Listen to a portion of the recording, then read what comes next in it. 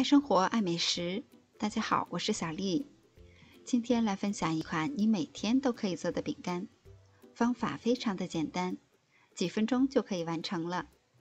饼干的外面是一层厚厚的砂糖，吃起来又甜又香。下面我们开始吧。在碗中打入1个鸡蛋黄，加入15克的零卡糖或是白砂糖，再加入40克的玉米油，把所有的材料充分的搅拌均匀。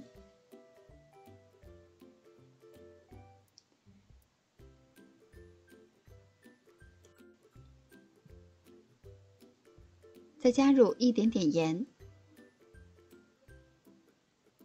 几滴香草精，增加香气。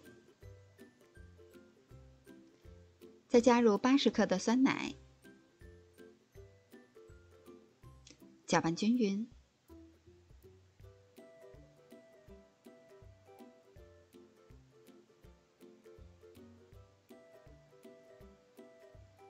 我分2次，一共加入了160克的低筋面粉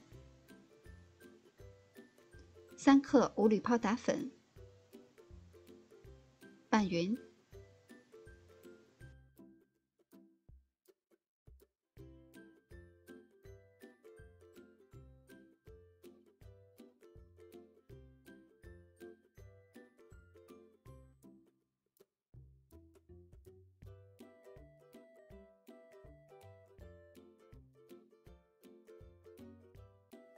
调成大一些的面絮以后，再用手合成面团。最后我们得到的是一个偏柔软一些的面团，然后直接揪下来一块。我把它分成了40克一个的小剂子，可以向中间折叠几次，让面团的表面变得更光滑，再揉成饼干的形状。我们在饼干的表面厚厚地蘸上一层黄砂糖，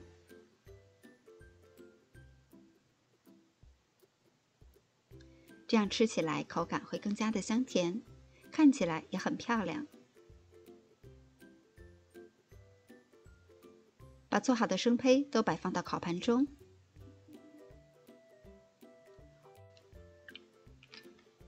我们再用刀在饼干的表面划上几道。烤箱需要提前预热5到10分钟，180度上下火烤20分钟左右，烤到饼干上色均匀就可以出炉了。